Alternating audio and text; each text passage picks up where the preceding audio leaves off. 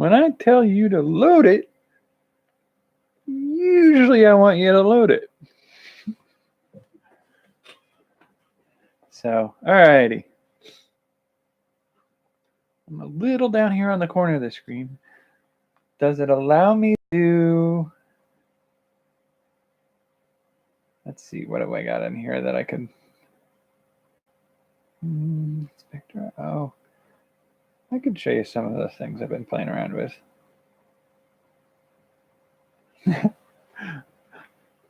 See how that looks on this? Ooh, doesn't show up well, does it? All right. Well, that's good to know.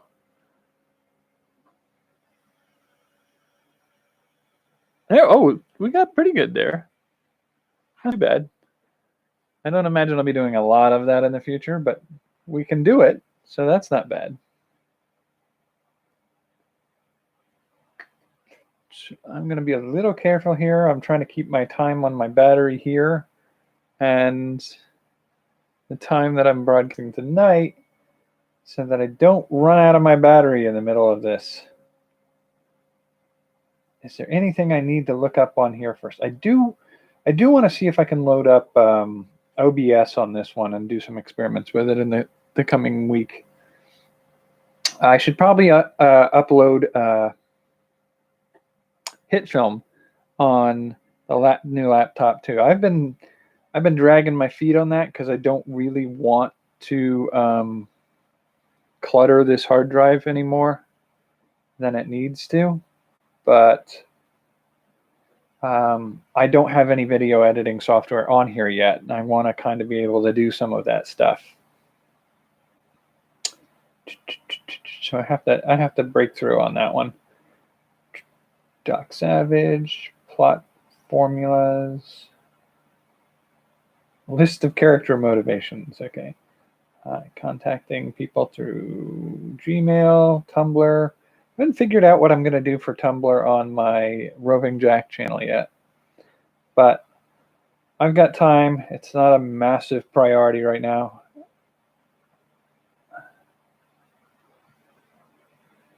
And some of the forums I participate on.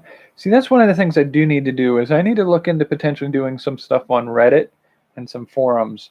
I don't actively use Reddit, but I do think it's a good venue for reaching out to potential fans of the content and whatnot.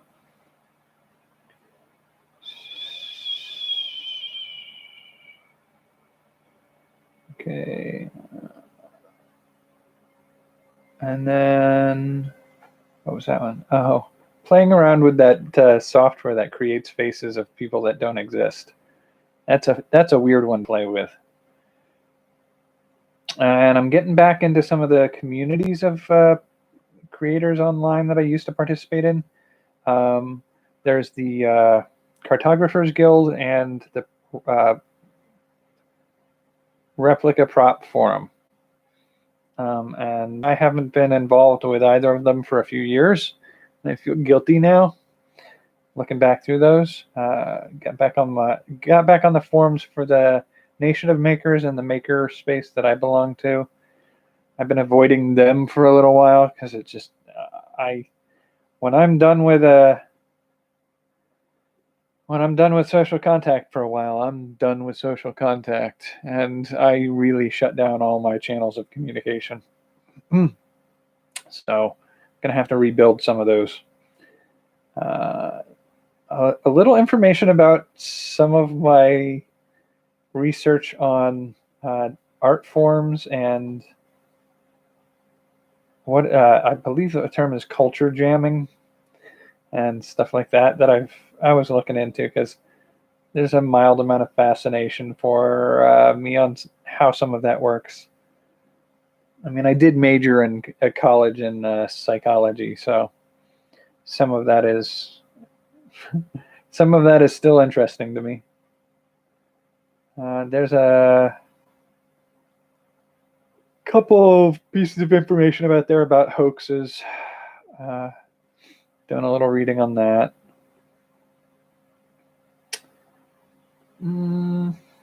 I might go through that and just eliminate that later tonight. Found some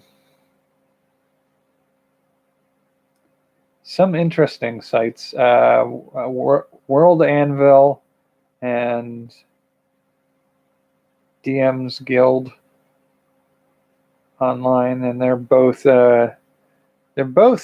used, at least within the context that I'm familiar with, as tools and resources for role-playing games.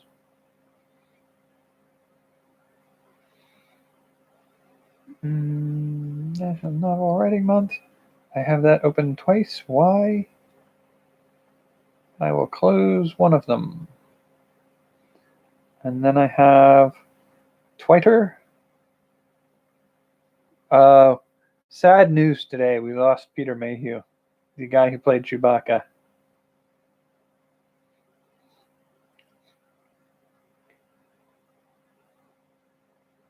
And then yeah, I met him once at a convention. And then a couple of recommendations for science fiction books to read. Okay, so today is the 2nd.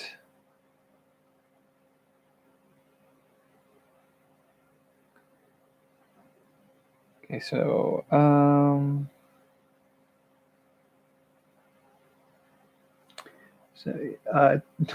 May the 4th isn't for a few more days. But it's going to be a rough May the 4th. We've lost Carrie Fisher and Peter Mayhew in the last... Did we lose Carrie Fisher in the last year? I think it's probably about a year and a half. I think we lost her before 2018, right? Oh no, when did we lose her? I'll look that up.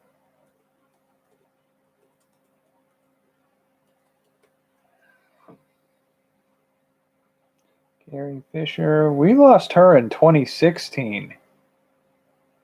Wow, times moved. I was not thinking that was 3 years ago. Well, it's two and a half years ago.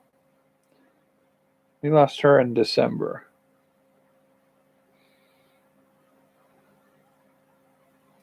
Okay, so now, okay, some of the other things I need to work on in the next little bit here is some of those services that let me update my social media stuff. It's my brain is all over the place right now. This is definitely not the cleanest update that I've done in a while. So I need to see if I can sign up for some of those and just do it. Like, I am dragging my feet on things that I know I need to do. I'm just going so slow. And I don't really know why I'm behaving like that, but I need to get over it and just do what I need to do.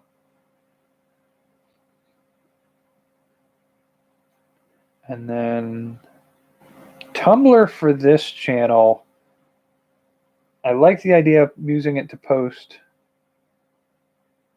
excerpts and samples. I still have to contact, that's what I need to do tonight for that. Let's pull over into Facebook and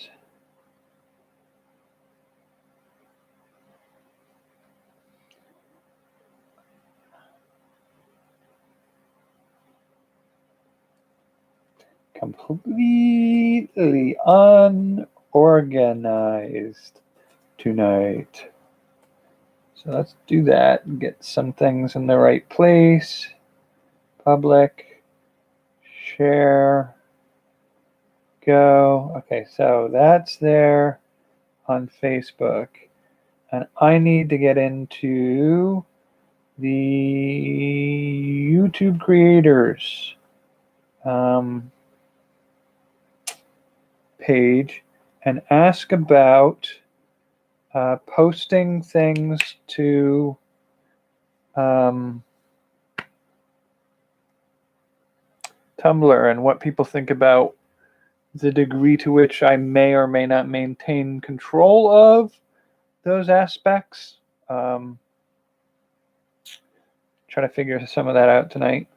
And then that's a video I need to watch later. Okay, so one of the things I did a fair amount of in the last couple days. All right. Was do a lot of calculation and figuring on what I can and can't do, how to better improve my connections and resources and getting out there. And it's one of those things where like people who've been found are easier to find than people who haven't been found yet. And then there's a little bit of information out there about ways to be found, and take a little bit of control of that. And I've always been a little careful about that. Well, a lot careful about that, because some of it strikes me as a little bit slimy, and I'm not particularly keen on doing that. But I'm starting to realize at this point that I seem to be the only one who has reservations about that. So I may be crippling myself unintentionally because of that. And so I think what I'm going to try to do is I'm going to try to do a middle ground for me, where I'm going to sort of build a plan of action that would allow me to do some of these things, but I'm going to produce sort of a video on each of my channels, basically stating like, okay, so this is what I think I could probably do to improve this channel. Let me know if that works, if that is something that we don't want to do at this channel, because I want this channel to be not just me making choices. I want it to be, because that's the thing, like I said from the beginning, these channels really aren't about me. I don't want them to be about me. I want to be one of the people involved in the things happening, and I guess I have to organize them to make them happen. But I don't want this to be like, oh, come check me out because I'm so important kind of stuff. But at the same time, if I'm not saying come check out what we're doing, nobody's going to find us. So I should be selling this channel a little bit. But I want to find out what the right way to do that is. And if I'm going to make this channel a place for people doing creative things together and supporting each other in their projects, then I kind of want it to be up to the population who comes here to decide how we go forward. And I want to be like transparent and communicate clearly that I have some of these questions, and I'm not making these as, tyrannical dictator edicts. They're something we have to figure out organically as a community as to how we want to support the community and enable it to grow. And I don't want to make that choice, because first of all, if I make that choice myself, I'm going to make it in a way that means that I actually don't sell the channel to anybody. I'm not a salesperson, and I'm inclined to languish away in silence in a corner before I push myself on somebody. But even if I were doing this, I want to make sure we do it in a way that the viewers want. Like, I don't want somebody to feel like, oh, he's doing this again. Like, I don't want that to ever be a part of it. And I know to a certain degree some of that happens. you're always going to have somebody like, you're making 5 cents for 4 hours work. How dare you sell out? Like, there's always going to be some aspect of that. But my goal here is to try to do it in a way that isn't taking advantage of the viewer. So it would be something along the lines of, I don't want. I mean, I'm reluctant. I'm cautious about the idea of asking for things or opening myself up to things like money or things from viewers. And no offense, I appreciate when that's been done for me, and I thank you for that. It's always something that I'm very careful about not making people feel like, and not letting myself feel like it's a given that people should just give me things. I don't want that to ever be a part of this channel or my worldview. So I gotta think about a way to do channel growth that's sustainable, but doesn't make it feel like a transaction or a make it worth my while kind of venture. Because I want this channel to be worth its while, regardless of what happens success-wise, subscriber-wise, Patreon-wise, or whatever I do. And so I'm trying to find the right path to do that. And part of that, I think, is also going to be down to finding people I can collaborate with and getting in front of the right people. And by that, I mean, like, I know I can do better at selling myself and networking myself. And I guess it's not so much selling myself, but selling what I'm trying to do here and on my other channel. So I got to figure some of that out a little bit better. And, I was doing some of that research on here last night. And there are definitely, like, the thing I'm always hyper conscious of is when I watch people who recommend things like this, there's always sort of like a sleazy, like, scam artist approach to this that a lot of people are doing. And I immediately have a knee-jerk reaction to pull back from that. Like, I don't want to involve any of that. There was there's some borderline cases. I find them fascinating, and I'm interested in what the people are doing, but I don't know that I would ever be comfortable doing it.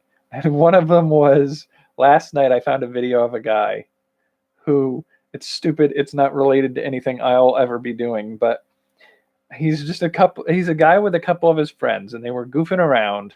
And so what they did was I guess they were in New York City, or maybe it wasn't. Maybe it was London, around the time of a big fashion show extravaganza for like a week, like Fashion Week on such and such a date. And they had this absolutely hilariously goofy idea of, hey, I got this friend over here. He's moderately good looking.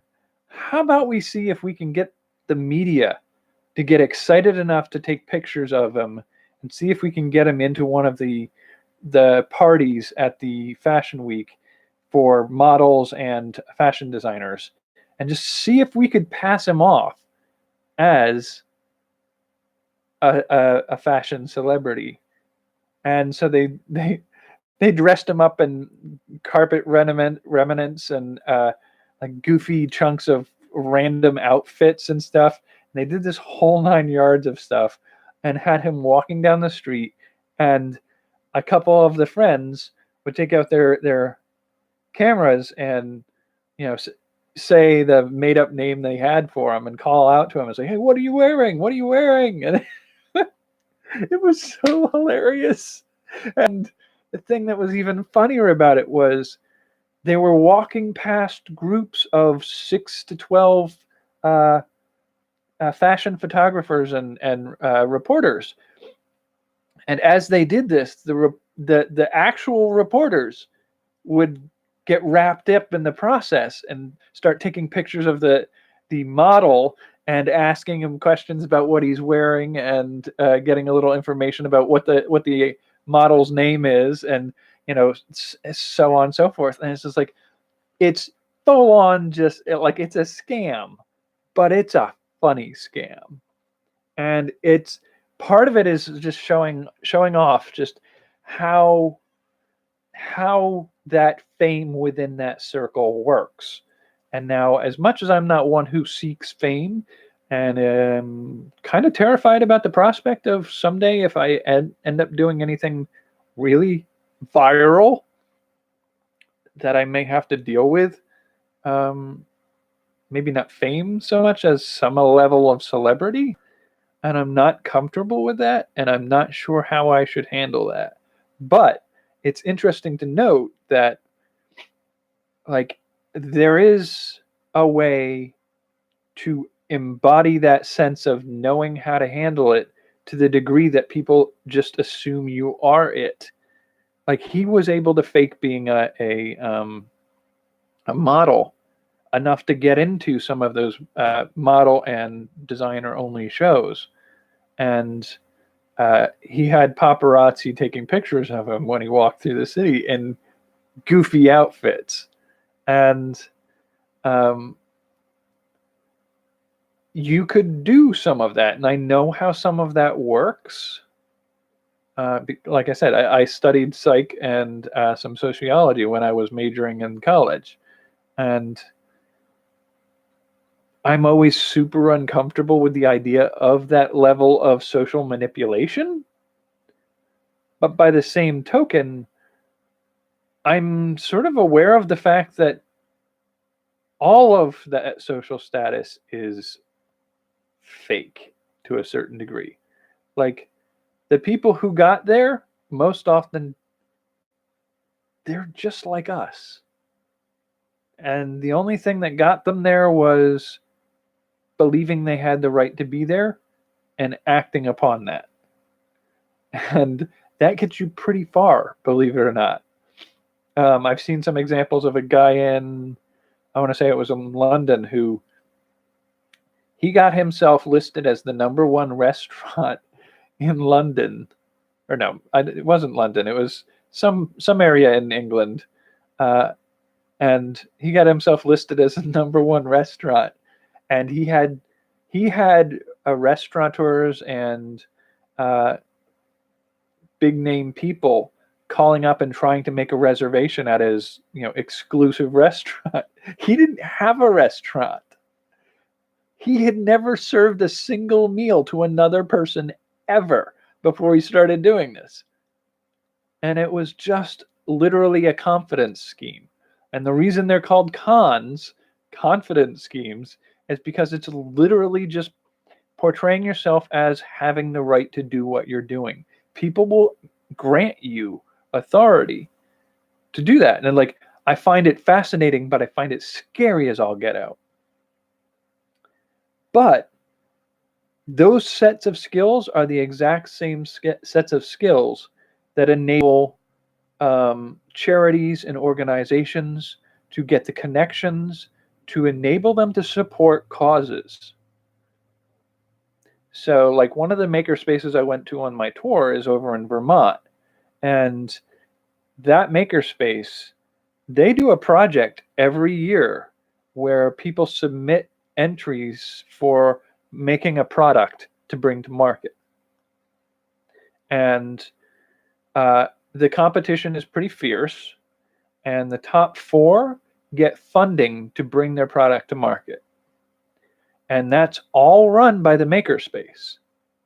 And the makerspace is able to do that because the people on the board of the makerspace, at least 2 of them, have vast experience in volunteering for art organizations and fundraising.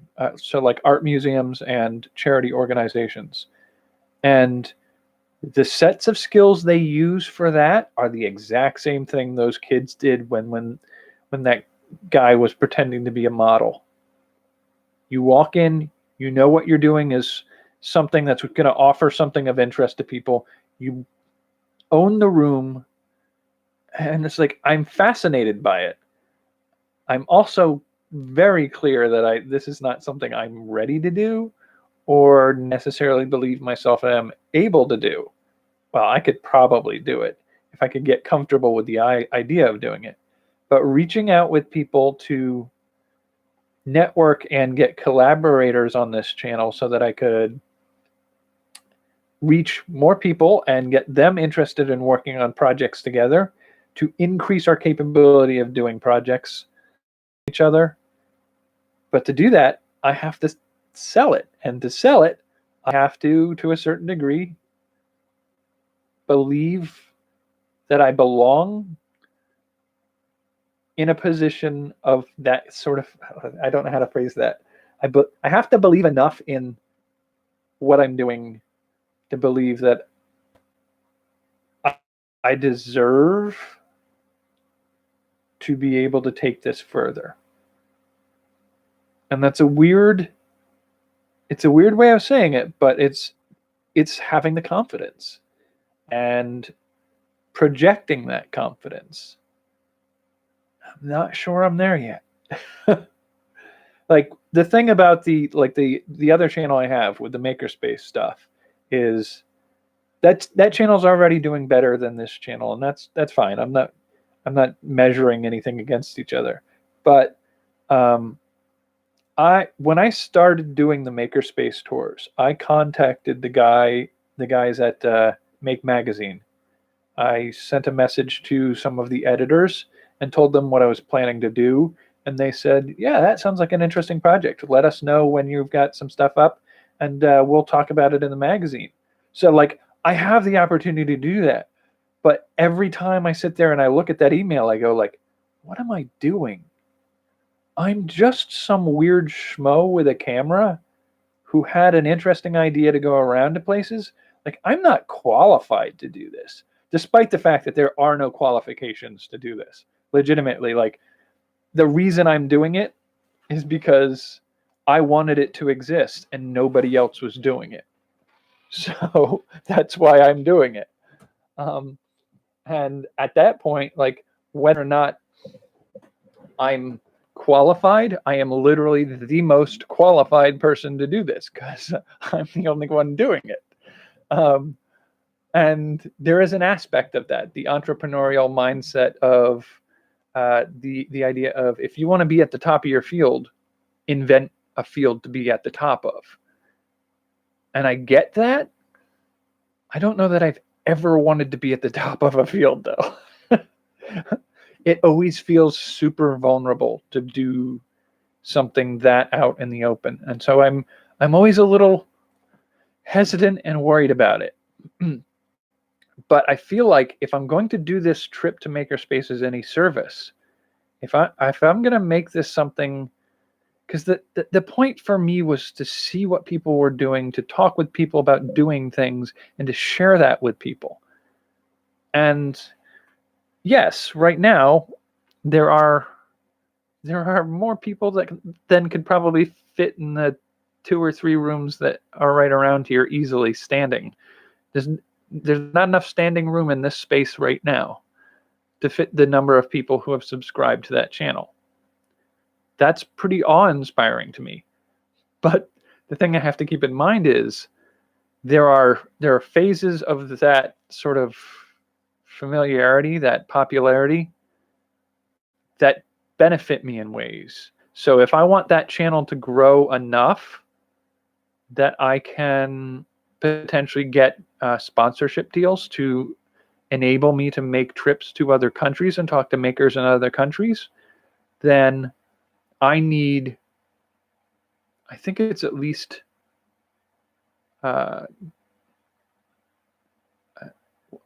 double what I currently have to qualify for AdSense on that alone. And I think if I want to connect with some affiliate programs and connect with a few others to help make the funding of increased capability possible, then I need to up my subscribers. Now, I'm satisfied with my subscribers where they are. I like the fact that there are enough people who are interested in it that it would be hard to see and meet each of them individually in a short period of time. It would fill a small auditorium. That's a lot of people. And that means there are a lot of people who are interested in that topic. And the fact that I'm supplying that feels good to me. I don't feel the drive to go higher, faster, stronger, harder. Like, that's not where I'm going. But I'm also acutely aware of, if I want to go to the maker spaces in Tokyo and Mumbai and Dubai, I'm not sure I'm capable of pulling that off right now. But if I can grow the audience and get enough interest in it,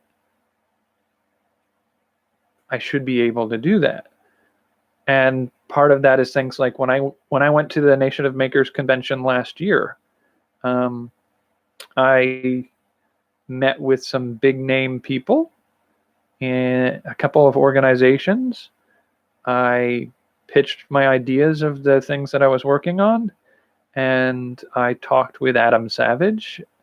And yeah, it was a brief, like, met him, told him what I was doing. He thought it was a cool idea, and that was sort of it. But I'm pretty sure I could reconnect, but I'm scared as all Hades to do it. And not because he's standoffish or anything. He's a very nice person. He's never given any indication that he wouldn't give you the shirt off his back, for all I know. But there is a sort of anxiety about taking up that level of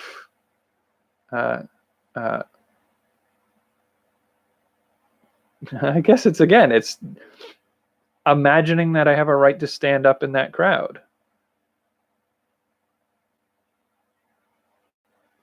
And it's like, I'm just a weirdo who decided this would be a fun project to do. I don't know that I'm qualified to be in any of that crowd.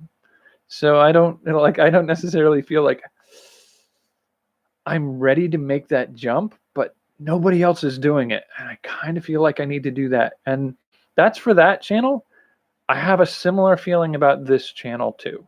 A little less specific on this channel, but I do feel like there are things I could do to broaden the reach, and I think more importantly, expand the opportunities for the project, the project isn't me on either of these channels. It's like the Roving Jack channel, it's making and tinkering and understanding and building and learning, and the ability to expand that opportunity. Like, I feel like I need to do that. And for this channel, it's something similar. It's creating, sharing, learning, and a sense of community of people who are interested in seeing what each other are making and supporting each other and growing as creators. I want to do that. And I feel like I'm selling that short by not selling the project more. But I'm not super comfortable with it. And it's not because I can't figure it out, and it's not because I don't know how to do it. I do know how to do it. And I think to a certain degree that's what scares me. Like, it's a model of thinking about things that I'm not used to existing in. I don't want to be an authority. Like I said, I don't want to be at the top of my field. That's a scary place to be. But again, I don't see anybody else doing what I'm doing, not to the degree and in the ways that I'm doing it. And so, like, if I want it to exist, I have to make it exist. And if I want it to exist in a way that, somebody out in the middle of Southern California with only a library computer access once a week can find it, I have to sell it. I have to make it visible in the crowd of noise that is YouTube. And so I gotta do some of that. And I feel like if I really want to figure out what's the right way to do this, I can sit here and debate in my own head, should I do this? Should I do that? Does this make sense? Is this more offensive as a like a gimme way? And is this a less way, a grubby way to do it? Like, what's the best way to do this?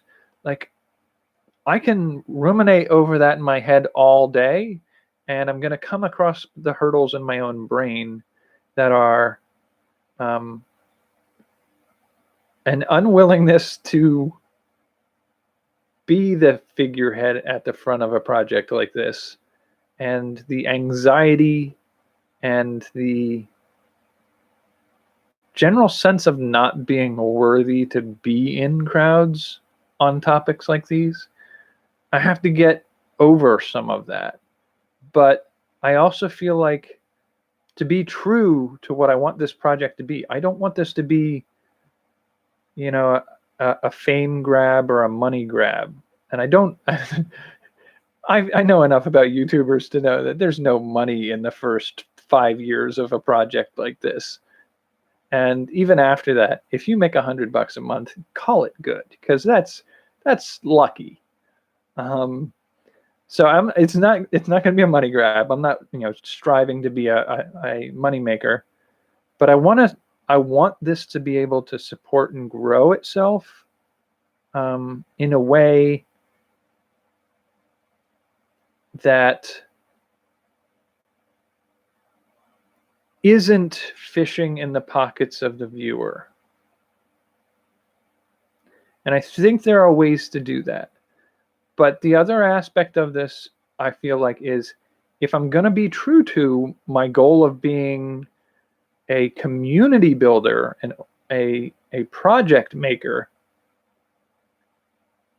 then I can't be sitting in a room alone making these choices for the community. I got to ask, all right, if we're going to make a community of creative people who share alike with ideas, and if you publish something based off of a story idea I create, you tell me about it, I'll talk about it on the channel here.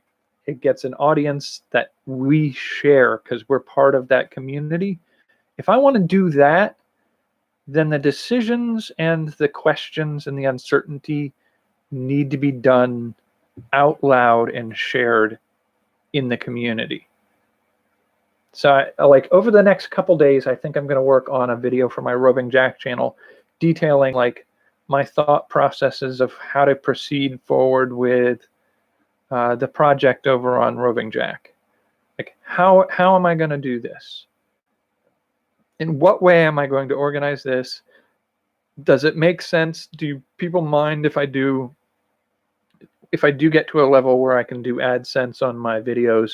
Do people mind a pre-roll ad? Or would we rather be ad-free and have subscribers on a Patreon account?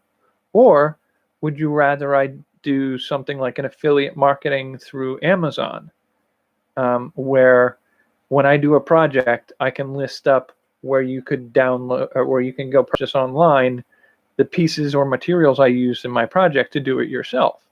Like, is that something we want to do? And do we want to do more than one of those? Do we want to do two, all three? What ways make the most sense? And instead of me sitting here ruminating over it in my own head, I think I just need to express this and ask those questions over there. And really do it out loud and with people.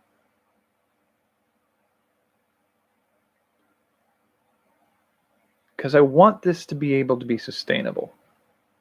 And where I am right now, this isn't sustainable.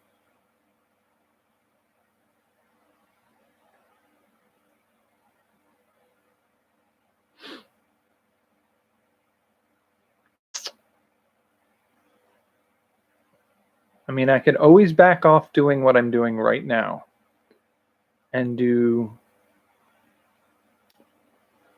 80% less than what I'm working on. I could do 80% less than what I'm working on and go get a full-time job rather than a part-time job. And then I would barely be creating anything over here and barely available for other creators to interact with. But I feel that's a step in the wrong direction. So I mean, I'm really kind of like I'm trying to psych myself up to the prospect of doing this as well as I know it can be done.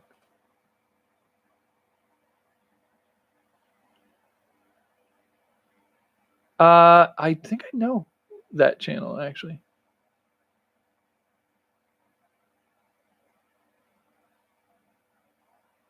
Well, I mean, it is one of those things. It's I mean, from a business end perspective, I can kind of understand. Like like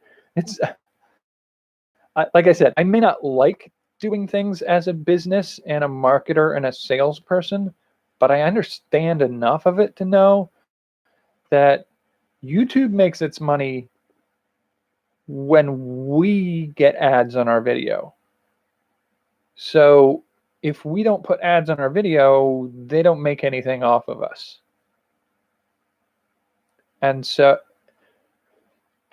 it's not even necessarily a conscious thought to say like, well, we're not going to support those people then. It's like legitimately, like as a business, if YouTube wants to break even, which I don't think they've ever really succeeded in doing, if they want to actually do decently, if they want to get to a point where YouTube is sustainable, then they need to make sure that enough of those ads play, because that's where their money's coming from. They did try to do that. What was it? YouTube Red for a while. Then they have to.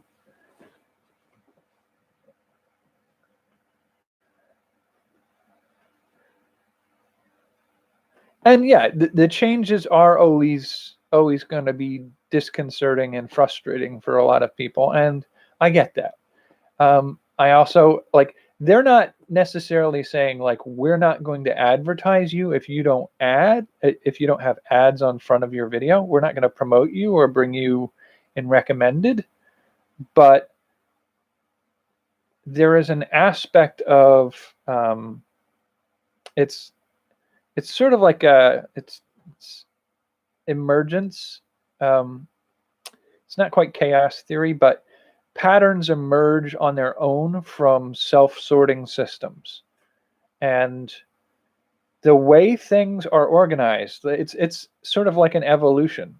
That which succeeds most thrives most and passes on to other things that succeed most and thrive most.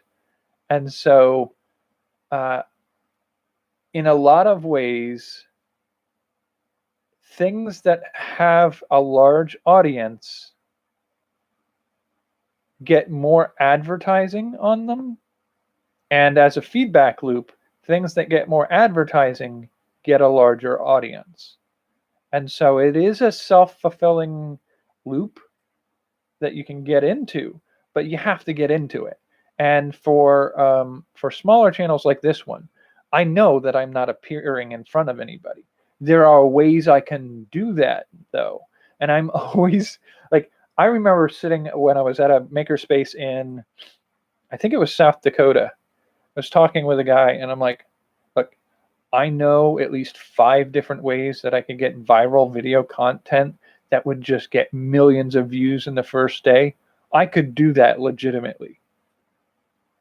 And I could set it up. I know sequentially the best way to probably do that is to do all 5 spaced apart at certain intervals so that I have enough viral content hitting over the span of 6 to 12 months that I can generate enough hype to get people on board the channel and grow my channel like that. and it would drop me right over into the ability to monetize with AdSense. And I know I can do that. And I know there are ways to do that as a small channel. And I know that there are ways that any channel can do these things. They're available there. But it's manipulative. And I'm a little uncomfortable with that. And I'm not sure how to handle that. Like, I do know that when I've talked to some people, when I talk to people about the Makerspace project, the Maker Tours, I have said, I don't know that I want to ask people to help fund me. And I've been told by a few people, it's like, suck it up. There are people out there who want this project to exist. You're doing it. And their only way to support that is to support you and your project. Let us do that. And I get that. But it's still so hard to get past that imposter syndrome, which is the mentality that, like, I don't belong here. Like, any moment, they're all going to figure out that I'm a fraud. Like, Adam Savage has talked about feeling that way. Neil Gaiman has talked about feeling that way. These are really, really successful people. I actually read an article a while back where Neil Gaiman was talking about how he was sitting down at a conference of intellectuals, writers, and powerful people in the world. And he was sitting off to the side, and he felt like, I don't belong here. And the guy sitting next to him was another man named Neil. And he said, I look at all these people out there, and I was like, what am I doing here? And the thing is, the person sitting next to Neil Gaiman was Neil Armstrong. He should be there. But even he has feelings of, I'm not qualified to be somebody important in this community. So if we all feel that way, it might be in my interest to stop listening to that doubt and listening instead to the community that I'm making these things for. So when people tell me that they want to support that project, I should suck it up and accept the support. But it's still hard. It's really hard to allow myself into that mindset. And maybe it's just because I'm such a big hippie. I know some people think I'm a hippie. I'm not really a hippie, but I can be such a like, my goal has never been fame, and it has never been money. And if a course of action leads in that direction, I'm more likely to want to go in the other direction. And I think that does a disservice to the projects I'm doing, because if the projects can become famous and become important and do things, reach people that they can't reach right now, then I should be doing that. And so, like, am I going to immediately start doing those 5? There's a psychological study that was done years ago that basically says, like, the human brain really can sustain a memory of about 5 distinct things. I mean, you can have memories of more, but in your running current processing memory, if I did 4 card tricks and then did a 5th and then did a 6th, like, there's another way to do this where I could do 5 card tricks and cycle back to the second card trick, and by the time we've done 5, you've already forgotten the second one. So a good magician or a good stage performer needs a repertoire of about 5 to 7 things that they can modularly switch around. And that's enough to provide unique entertainment value for hours for people. And you don't feel like you've been repeating the same steps over and over again, because your memory really retains 5 unique instances before it tries to recycle back through. So there are ways to do that. And like I said, I built a list of 5 templates for making viral content. And so I could legitimately cycle them through in a pattern where I could indefinitely generate moderately viral content over and over again and never feel like I'm repeating the same one. But my problem with that is, what am I offering at the end of that? Like, creating a viral video, that could get me subscribers, could get me viewers, and that's beneficial for the channel. But if that's all I'm doing, I don't want to do that, because for me, it's like I would, I'm trying to think of the way to say this, because I think I have to say this in my other video when I do it for my Roving Jack channel, is for me, the goal shouldn't be to get money or likes or subscribes or views or fame. The goal should be to produce something that people want and value.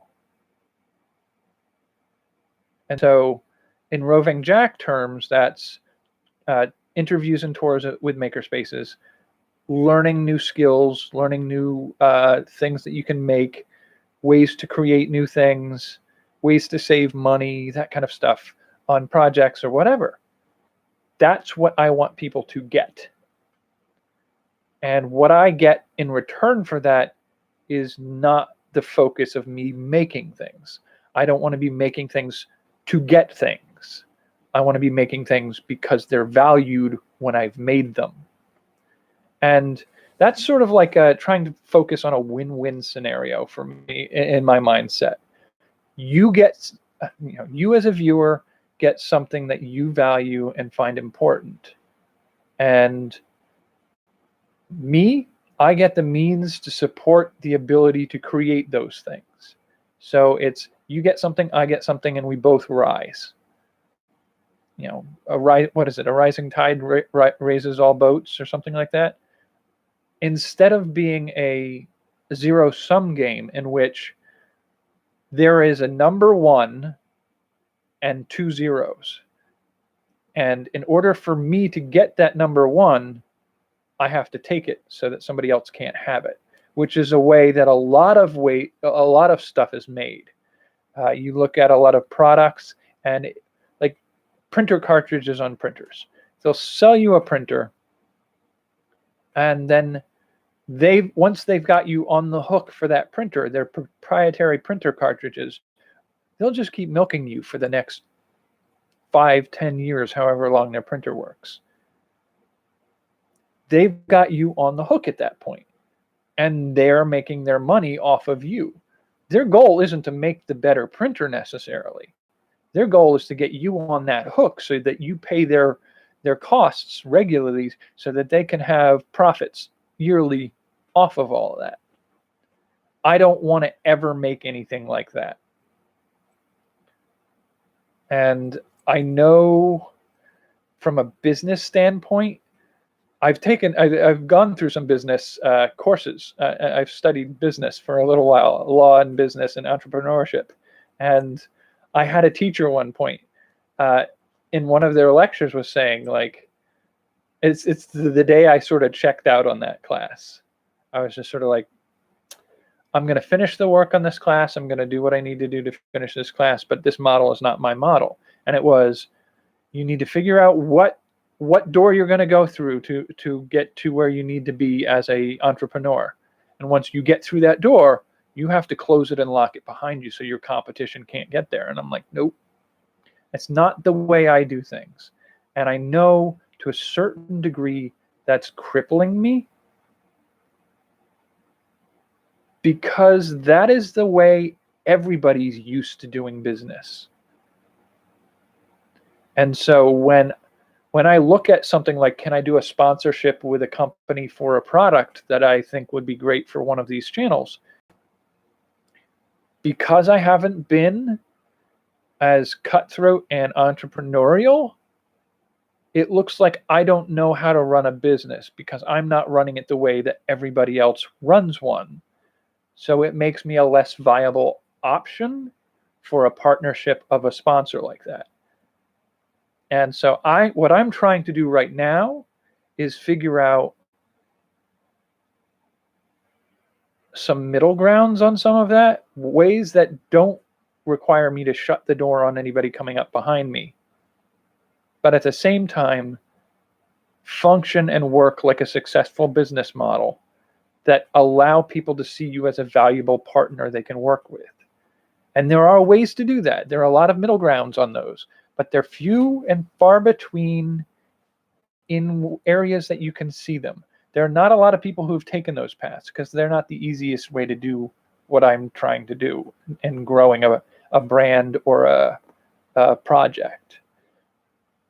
So, like, I keep bouncing my head off of some of this stuff in private, and I think I need to change that. And that was one of the reasons I was thinking about the Opportunity Forge channel as a sort of a different type of channel.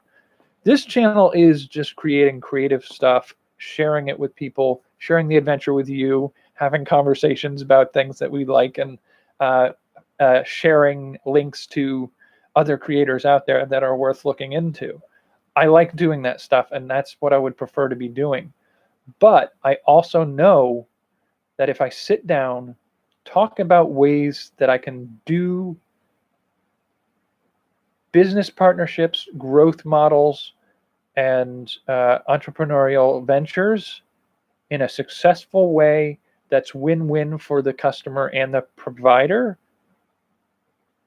I need to be doing that out loud. I don't want to be doing that quietly in a room by myself each night and then just keeping that information to myself. And it's so foreign to me to be working in that venue. I understand it and I know how to do it. It's just I don't want to say nerve-wracking. It's not nerve-wracking. It's like trying a new restaurant with a new type of food that you've never had before, or going in for a different type of haircut, or changing your look. Instead of doing sweatshirts, you go into starting wearing ties and shirts. That's not my style. I'm not used to it. It's always going to feel uncomfortable until I get used to it. And I think I just need to do it till I get used to it. I need to work on how I structure the model on which I build these channels to be successful and sustainable, and get comfortable with that.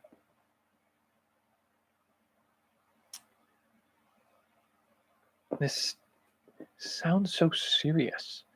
I don't know why I'm making this so serious tonight. It's something I'm facing lately, is the realization that, like, I need to do this better than I'm doing now. And part of that is acknowledging the shackles that I've put on myself by limiting what I'm allowing myself to do.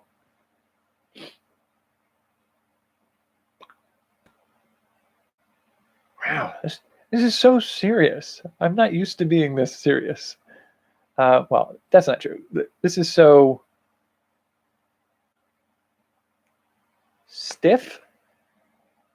I don't know how else to put that.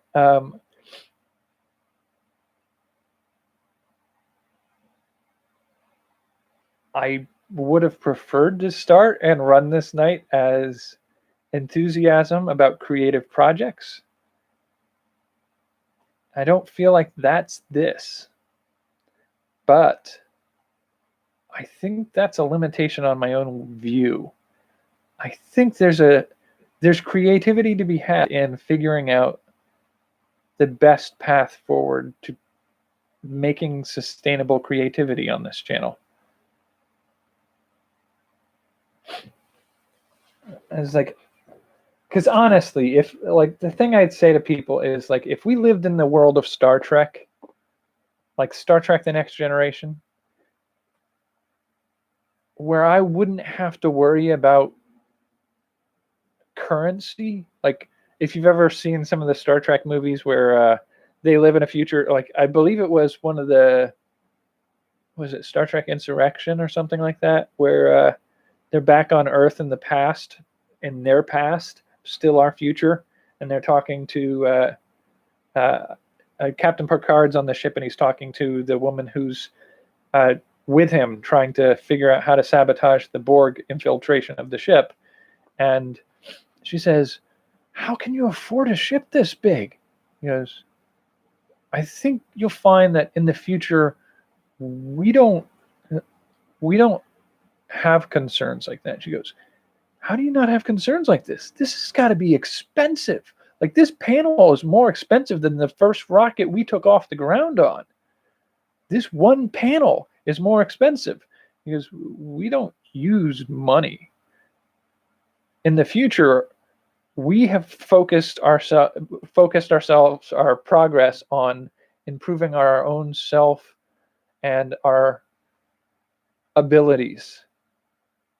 That is the goal. We don't pursue money." And it's like, it's fiction, I get it, but if I were living in a world like that, and it's one of the things I try to use as a measure of whether or not what I'm doing is what I should be doing, is if I didn't have to make a living, and no matter what I did, if I sat on a couch all day and watched TV, I'd not go hungry. I'd never have to suffer from being sick without treatment. And I could go wherever I needed to go to learn new things and do new things. If all of that were possible, and it didn't cost me anything, and I never have to put any effort into anything, what would I do? What would be the things that would add meaning and value to my life? And most of the time when I ask that question, it's contributing to the lives of others, learning and teaching what I've learned, discovering new things, and being handy and crafty. Those are things like storytelling, artwork, tinkering, how to rebuild things or how to recycle things, how to reduce waste, how to make new recipes. Those are the things that I would pursue. If it never made me a cent, and I didn't have to make a cent to live, those are the things that I would use my time for. And now I've got that sort of goalpost, those markers to look at. The thing to move forward on is finding a way, because we can't live in an environment where we never have to work. We can't live in an environment where all of our needs are just automatically taken care of. But with the goalpost of what I would do if I could do whatever I wanted to do, how do I do that in a way that at least is self-sustaining, possibly is something that allows me to build a savings towards my own future, makes it so that if I do have a medical emergency, it's not going to bankrupt me to deal with it. Like, how do I make this something that can exist, offers that value to me and others, but at the same time doesn't cost me to do it? And right now, I'm still in the realm of this costs me more than I make from it, because I'm not making anything from it, to be honest. And that's partly because I've hesitated to monetize it in a lot of ways.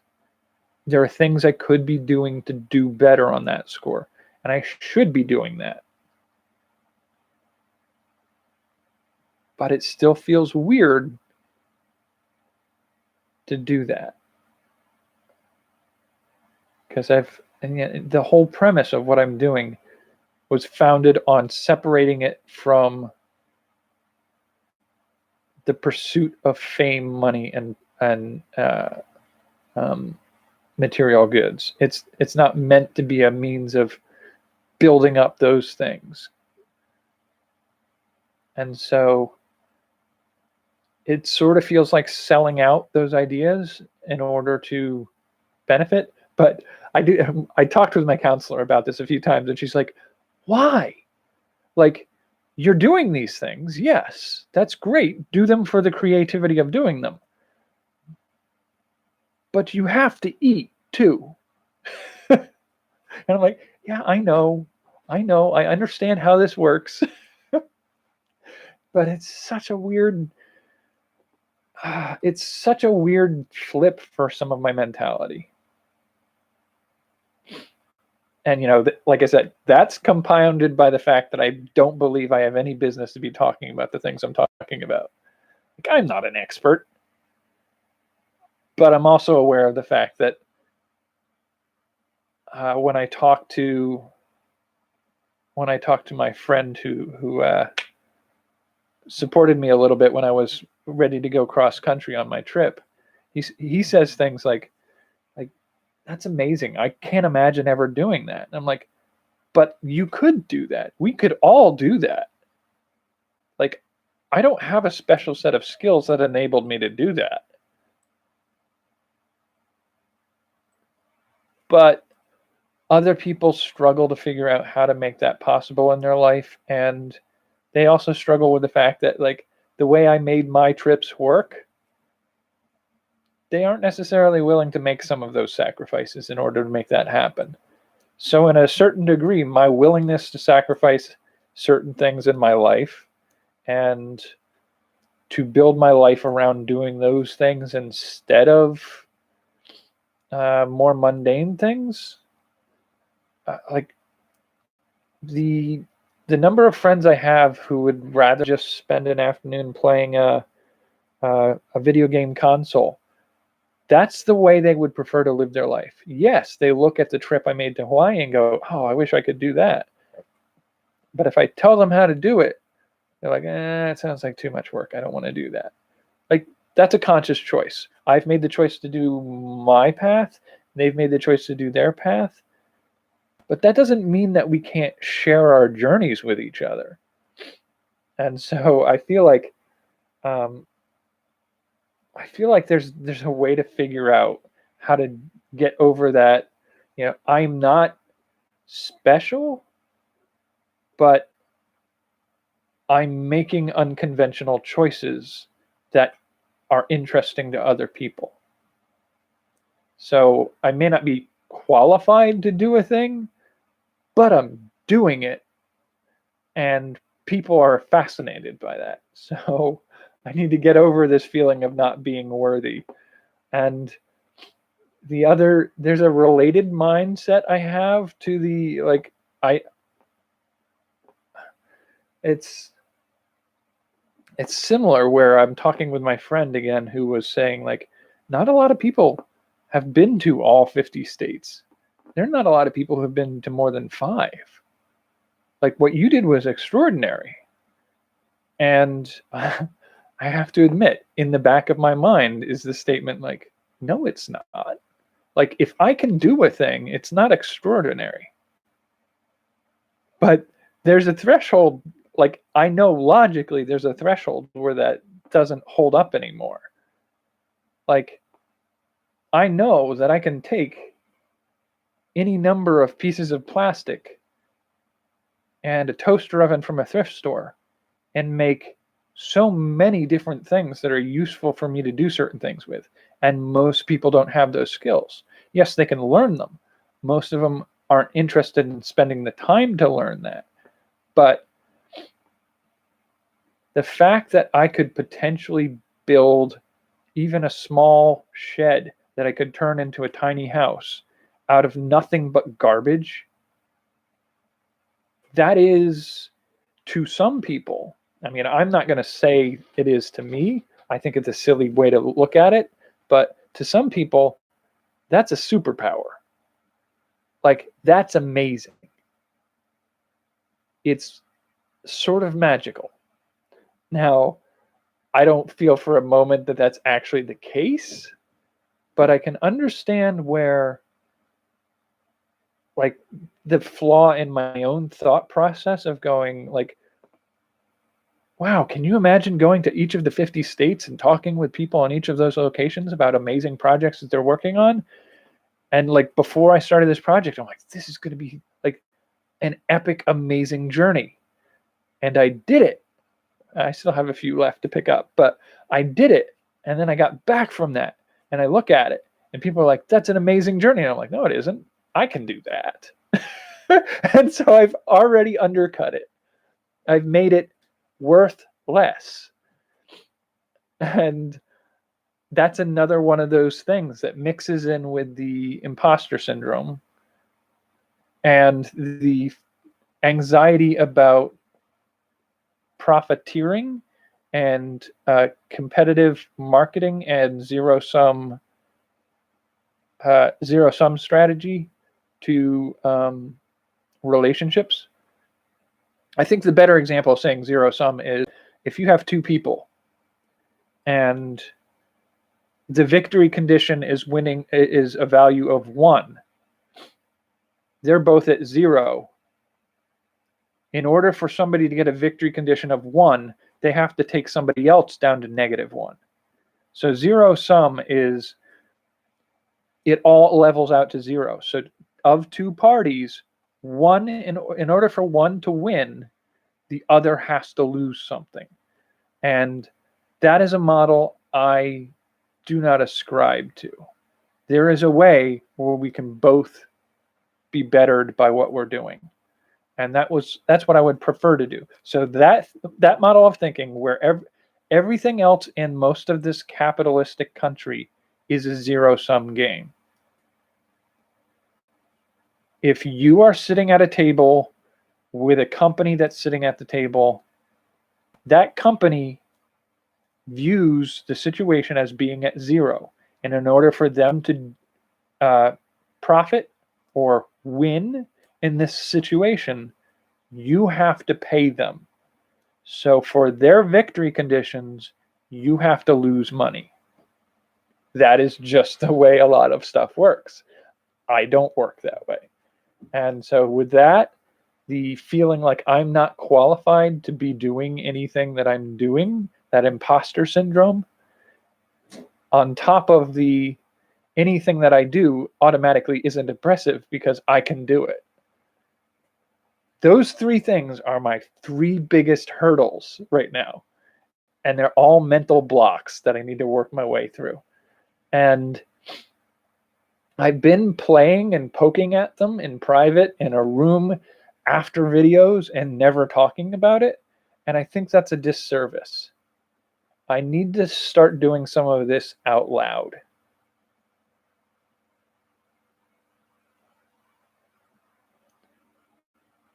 Because there are ways to do a non-zero sum game and to see the things that you do as amazing without being cocky about it.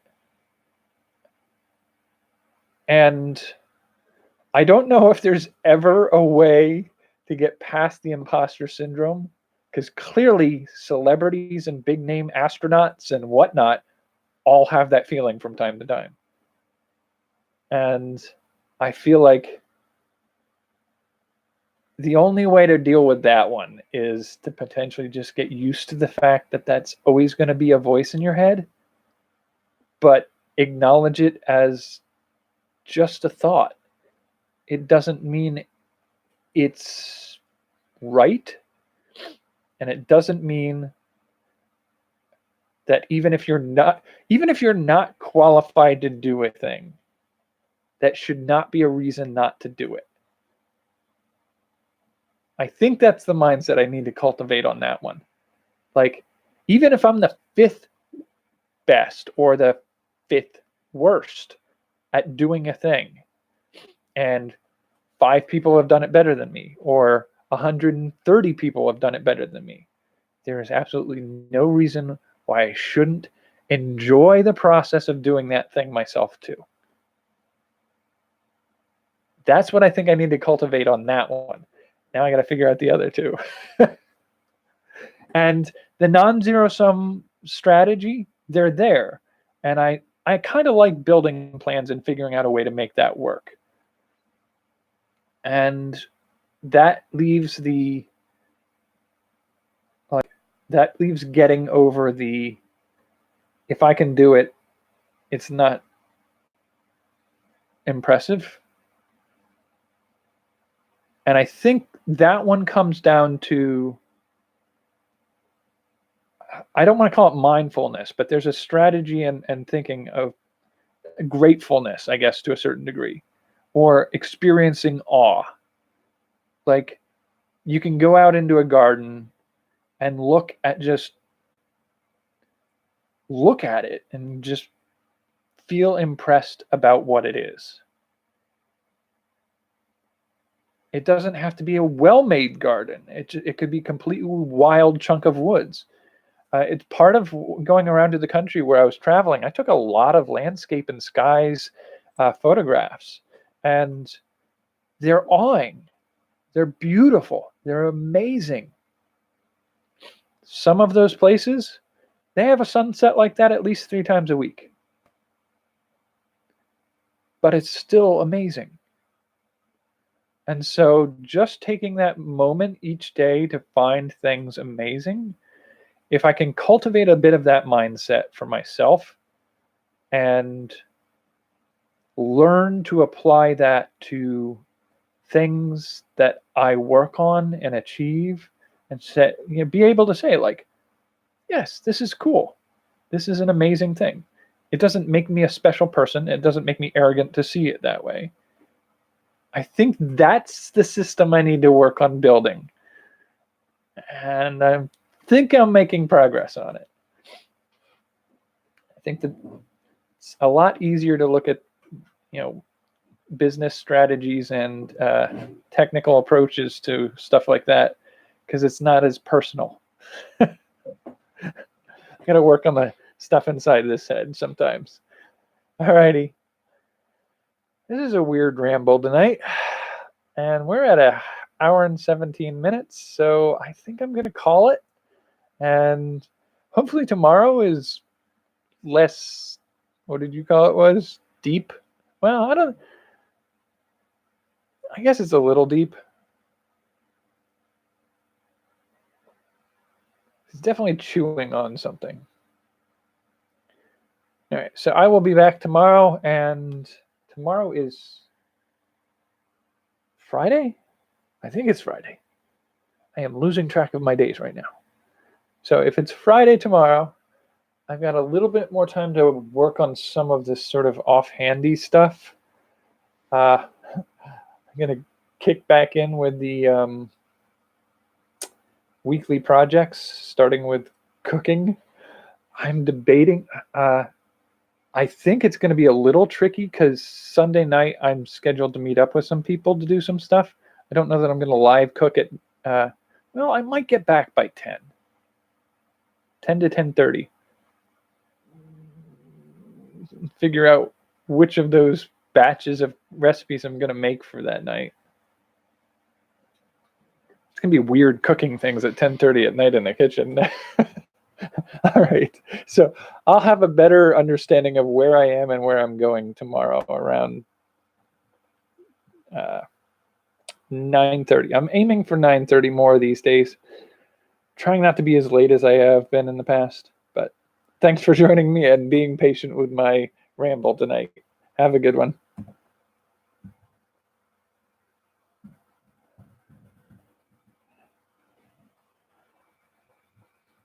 Good night. And take care of yourself, man.